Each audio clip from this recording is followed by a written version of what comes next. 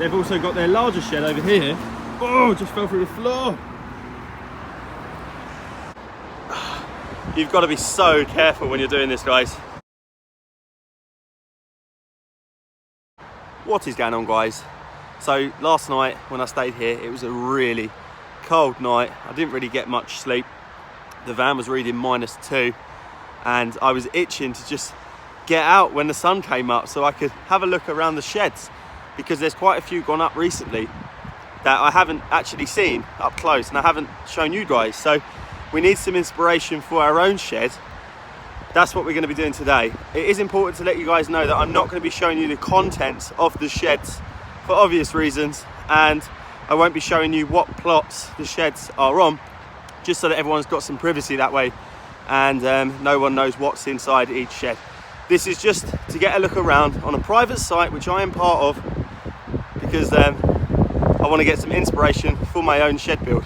Now, it is extremely windy. Yesterday when I was tidying my allotment plot, I kind of got a little bit carried away and it took me all day to get it done. It was lovely blue skies, there was no wind, there was no rain, and it kind of reminded me of a summer's evening. And then I woke up this morning to my van wouldn't even start. It was that cold, to my glasses being frosted over in the back of the van. So extremely cold, and a sharp wake up call that it's still winter. Still, it's only just winter. So yeah, I'll do my best to try and shield you guys from the wind, and we'll take a look around the site.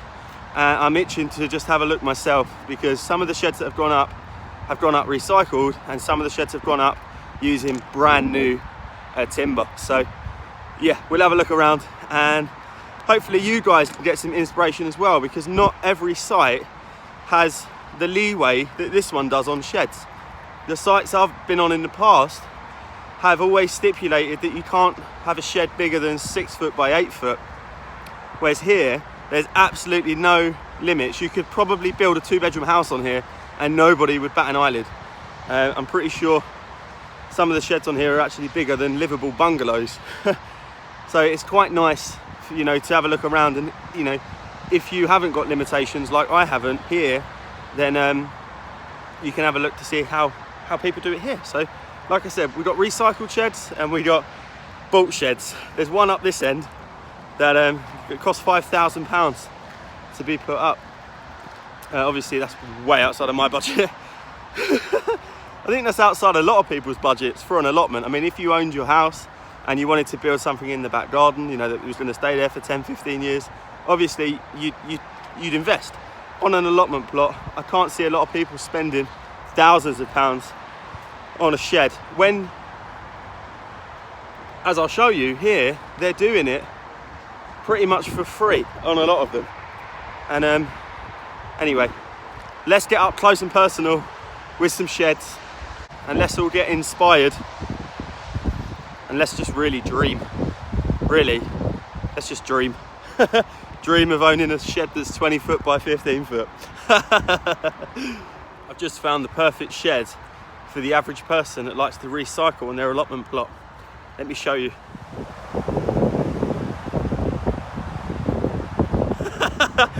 I'm joking.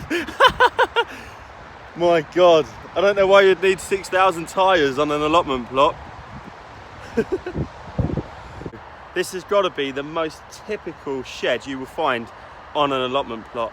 6x4, bit rotten. If you've inherited an allotment and you've inherited one with a shed, 9 times out of 10 it's going to be something like this, because it's pretty much all you really need to get out of the rain, get out of the wind, and to possibly even put the kettle on, as well as store your tools. So this is a really popular shape and design for an allotment shed, and there's many of them on this site.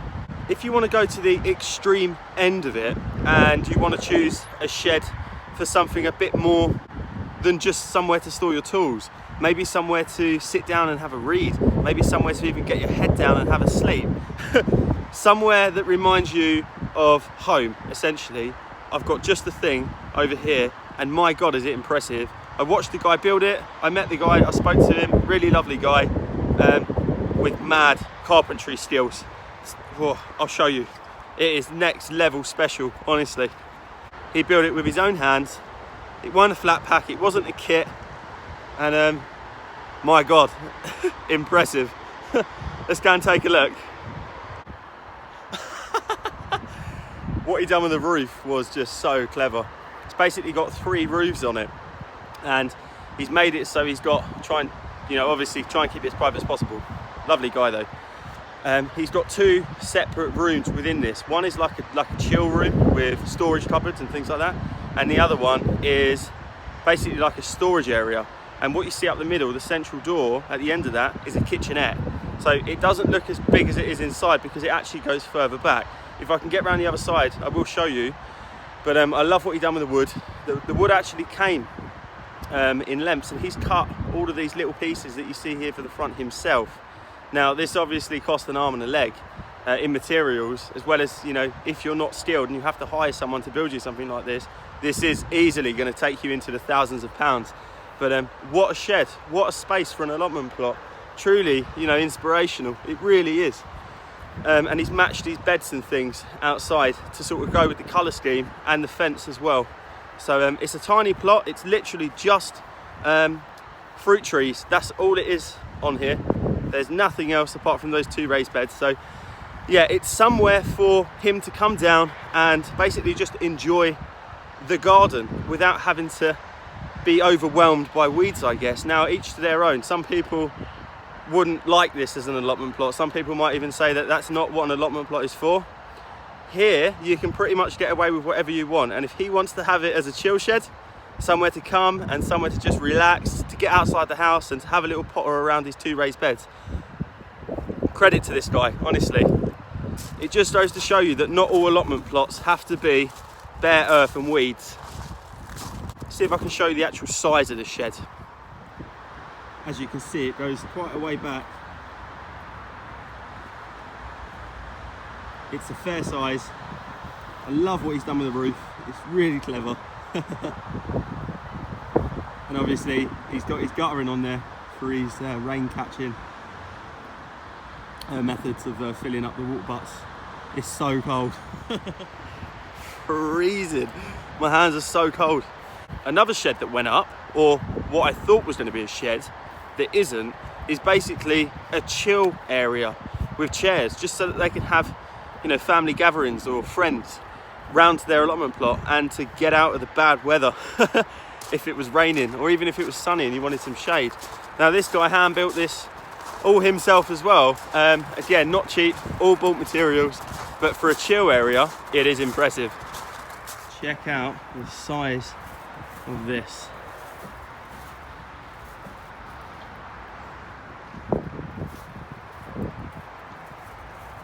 This has got to be, this is easily 16 foot by 20.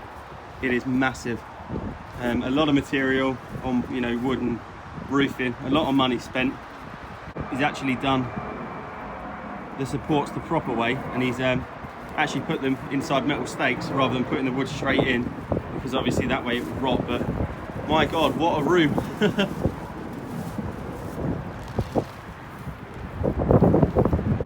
And it really does work to get you out of the bad weather. He's even hand built himself a little ladder.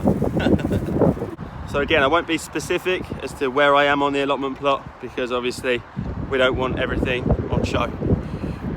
I'm not sure if everybody will remember, but before this road was actually put in, this one here that I'm walking on, it was just mud before now and you couldn't use it.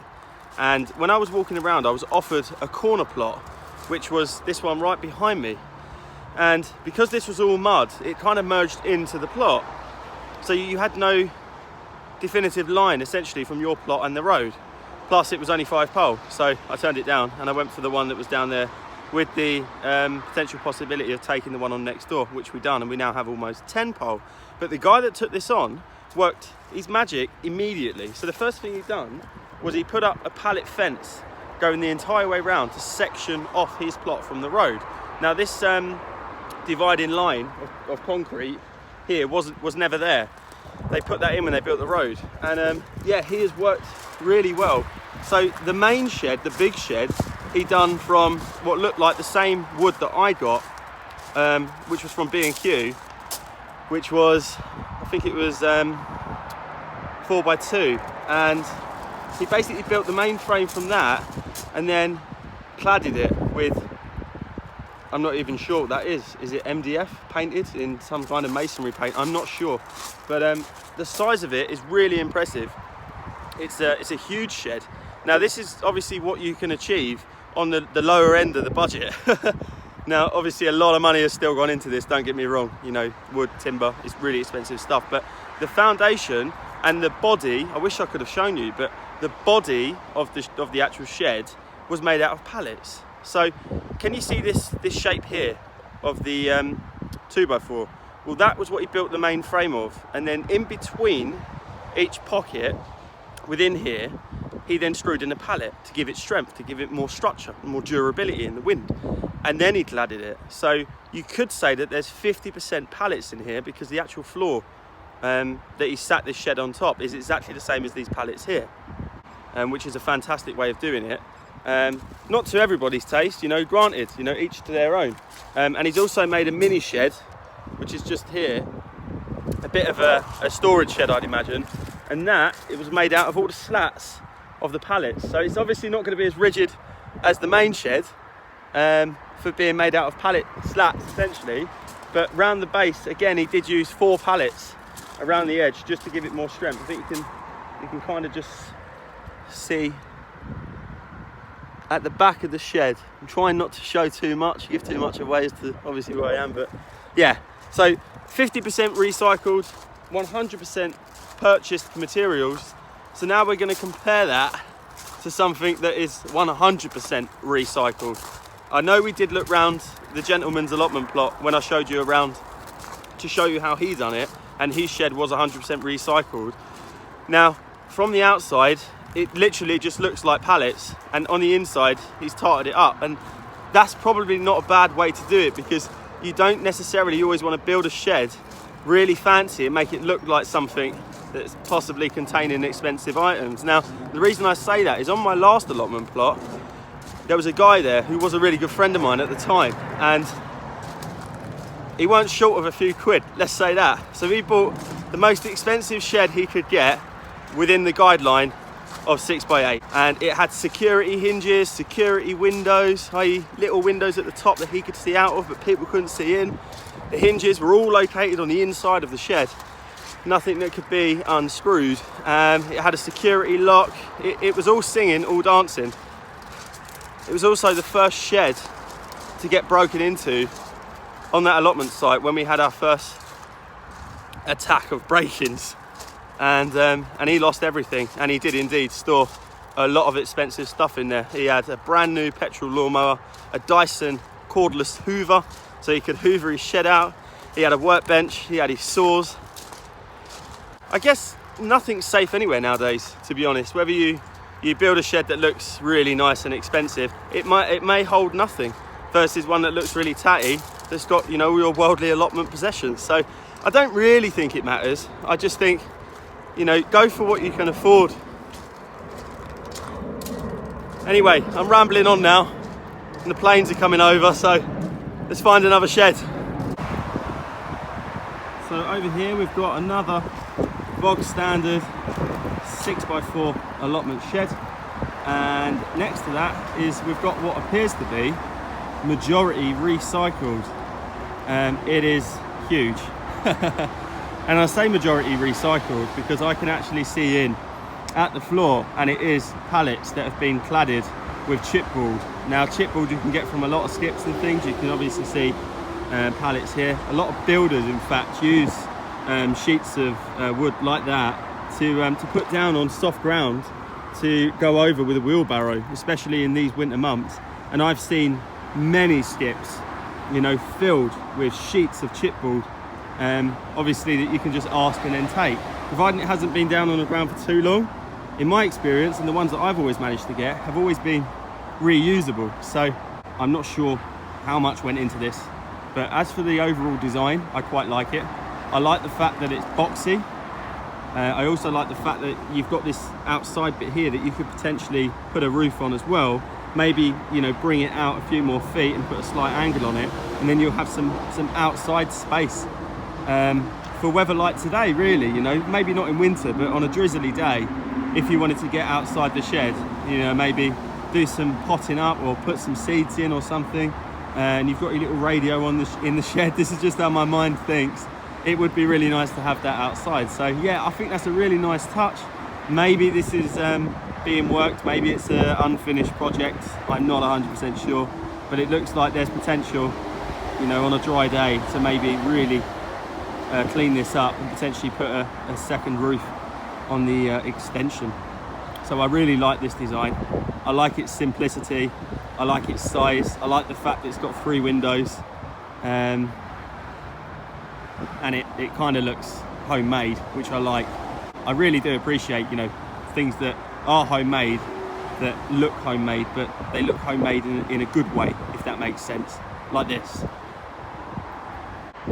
Remember me saying that there was no limitations on size of sheds and greenhouses and things like that? I just want to show you the sheer size of this greenhouse that is homemade, basically been built by someone's bare hands and not, you know, made in a factory by machinery. You've got to appreciate it, guys. The pure ingenuity that went into this is just brilliant. I absolutely love it. This is something that I'm probably going to replicate, I'll be honest. I think this is fantastic. Now the greenhouse itself is huge. It is massive. It's bigger than my polytunnel in length. I'd say this was almost 20 feet. And this is a DIY greenhouse. Now I can't walk too much on the plot because I can see that he's been mulching it and I'm currently on the path. But just to give you a look at the size of it, and the windows obviously do work because they're open, so you can control, you know, airflow and temperature by using them. And as you can tell as well, they're just recycled double glazing house windows by the looks of it. You know, not all of them, but it's made up of mixed match materials, which again I really like. Now for me, I do like neat lines and I do like symmetry, so if I was to build something like this, for example, you know, going forward in the future, I would want the windows to match. But you know, if you can only use what you've got to hand, and this is what you've managed to find for, you know, no money at all or even free, then obviously use what you've got. I also don't like the fact that it's single pane at the bottom, and as you can see, it has actually taken a few knocks in the past and been smashed. If it is single pane at all, I'm not sure, but I would want something a little bit more durable on the bottom, and I'd have maybe put this corrugated plastic stuff at the bottom and the windows at the top. But yeah, it's just getting ideas, guys. You know, I'm not criticising. I think whoever built this has done a fantastic job. I really do, and it looks like it's been here for a long time, and it's, you know, still standing. So, you know, credit to whoever built this. It's inspirational, it really is, and that is so simple and so basic, but it works. So every time you take from the bath, you know, providing that these are constantly getting fed, it will constantly keep filling the bathtub. So you only need to take, see me fall over there, you only need to take from one spot, which I quite like as well, rather than having to go around your allotment and, you know, you've got a water butt on one shed and a water butt on your polytunnel, and collecting your own water on an allotment plot is what everyone should do if you are, you know, in a position to do it, especially if you've got a shed or something. I really do feel that you should have the means to collect your own rainwater, because it is really beneficial to the plants and stuff. So yeah, perks to that guy.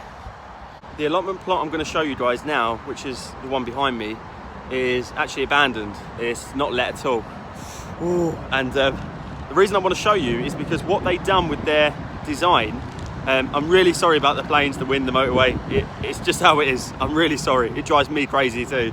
Trust me, when I'm editing these videos together and it's all just background noise. You know, if I could do it any other way, I would, but unfortunately, I'm using my phone.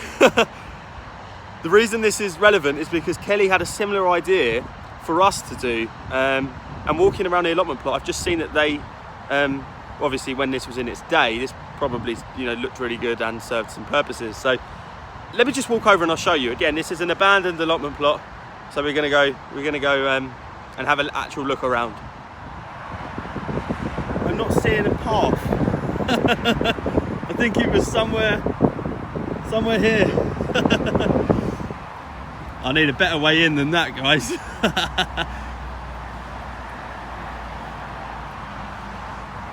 Oh God, there's no way in. Oh well, let's go into Tick City. When this was, you know, first originally built, I bet this was absolutely lovely. I really do. The bit that Kelly said we should do, this is before we actually, or I've just seen this shed, is where they've got their main shed, which just assume for now that this is my shed, and they've also got their larger shed over here. Oh, just fell through the floor. You've got to be so careful when you're doing this, guys, especially if you're looking around a new allotment plot and you can't see where your footings are. Nearly broke my ankle. Right, let's try that again. So picture this as my hen house and picture this as my main shed. What they've done, and what Kelly said that I should potentially do, is put some, you know, crossbars from the shed to the hen house, roof this off, put a back and a front on, and potentially have it as like a middle shed. And what that opens up the door for is to have a shed that leads into another shed that leads into the hen house. So we're creating essentially one large shed, but for different uses. The gentleman that's a little bit further up, who showed us around his allotment plot in that video, actually done something similar. Now, he said to me off of camera that he built one shed, and then his dad on his, you know, the plot next door built another shed, and over time they kept putting little, you know, bits and pieces, more rooms, more sheds, until they joined together, and then they just knocked them through and had one long large shed. One long large shed. Yeah. So that's what they done. Although that's an option, I quite like the idea of having the spaces for different things, because I can see myself, if I was to open up a door in my main shed and come out onto here, into what would be the other shed, that I would start to fill it up basically, and I wouldn't have any sort of system as to what went where. And I'm a stickler for neatness and tidiness, really, when it comes to organisation of inside sheds and things. So I do think this is a good option for potentially a homemade greenhouse. If, oh, I don't know if that would work because of where the sun comes up, but there is potential for that, even if it was just a cold frame, just, you know, to protect plants and things like that over winter, or just to roof it and have it as a seating area with a roof and a bit of shelter. I'm not sure how else I would go about it, but I do like the idea of it. Options. That's what it's all about today, options and ideas. So I don't think there's anything really salvageable from here. It looks like whoever did have the allotment plot had it quite usable and quite nice, but it's been left like this for far too long, and unfortunately a lot of it looks rotten. And you see that the back walls are actually made out of interior doors. It's a good use of the stuff. Now, I'm not sure what's asbestos and what isn't on this plot, so I'm gonna gracefully make my way off of it. It's been there for a few years, I'll tell you that much. And I have found asbestos before now. The roof on the old allotment shop that I worked on, I found out was asbestos after I'd worked on it. This is another homemade greenhouse, and this one is all done from recycled windows and doors by the looks of it. This is, or was, some kind of patio double door, and the way in which they've joined it all up, I think it's really clever, you know, to make it all fit, considering they're all different sized windows and things. I think that's really impressive, I really do. And the size of it is massive. If I didn't have my polytunnel, this would certainly be an option. It's raining. Gotta get out of the rain. Oh, everything's steaming up. Oh my God, that just came out of nowhere, guys. I think I've mentioned in this video that yesterday I was here and I was working. I worked the entire day, and you know, I had my jumper off, my hoodie off, t-shirt on, and I was just going to work. I just completely forgot it was winter. It was unbelievable. Whereas today is such a reminder, you know, how changeable the weather is. You know, even in summer it's changeable, but now, you know, you've gone from it was almost warm yesterday. I know I was working, but it was blue skies, there wasn't a cloud, versus today, my God, is it miserable. Brought out the fishing hoodie, the warm one, but it's not waterproof. We're now in my shed, my 8x6 shed, which is technically recycled, although we bought it new a few years ago. It is recycled because it was from my last plot. And if you guys have followed the channel, you know, for a long time, years in fact, you'd see this go up. You'll see me and Kelly actually put this thing together, and then you'll see what happened on that plot, which led us to move. And I didn't think I'd be able to get anything from that allotment plot because they was kind of restricting my access, telling me I only had a set number of days to get packed up and to get off. And yeah, I broke the rules, went back, I took everything that I could, really. I mean, I left a lot of the beds because I didn't want to trash it. I wanted to make sure that there was people, whoever took on the plot, would be able to use it, because it's not their fault that that site was awful. So no, I am grateful for the shed.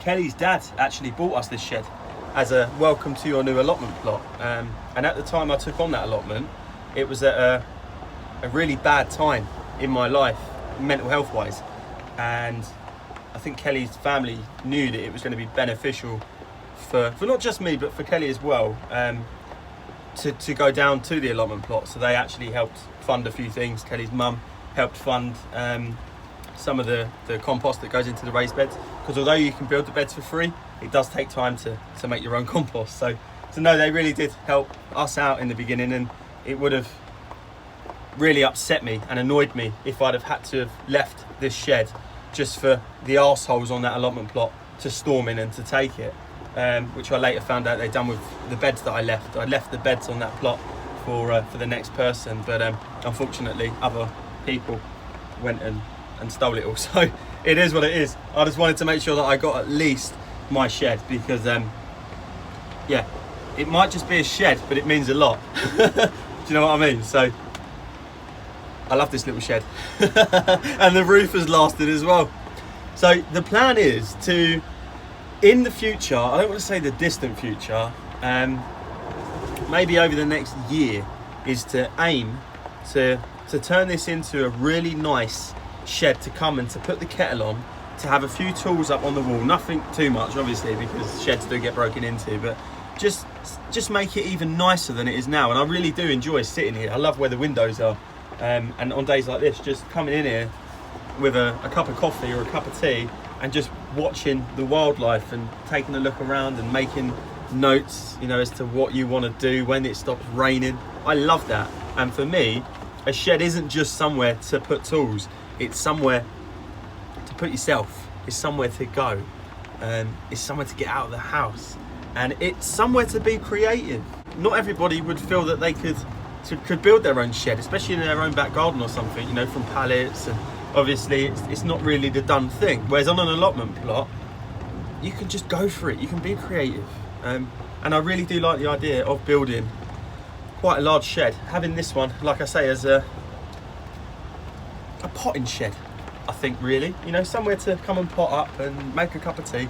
And the other shed, I like the idea of doing it as an environment I could walk into, and I'd have like maybe even a sofa bed or something like that, and solar electricity for lighting, and sockets to charge the phone and things like that. Somewhere to go and to prepare food, to cook food even, and to just enjoy the gardens or the allotment plots as a whole, rather than just doing the nitty gritty work and then going home. There's a lot of people here that don't go home. I'm not the only one to stay here. So especially some of the larger sheds, I didn't show all the sheds, but some of the larger sheds do actually have kitchenettes and sofa beds. So I will keep my eye out for materials.